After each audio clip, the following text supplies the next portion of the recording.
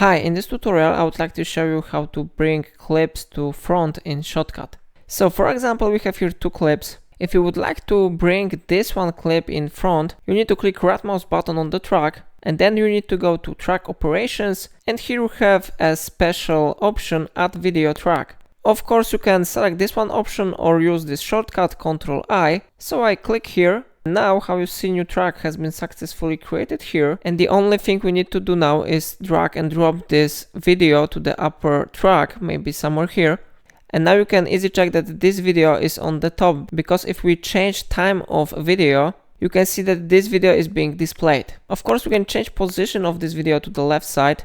And for example, I will add here a special filter, so I click here on add a filter button, and then I type here size. I select size, position and rotate, and now if I change the dimensions of this video, you can see that this video is really on top.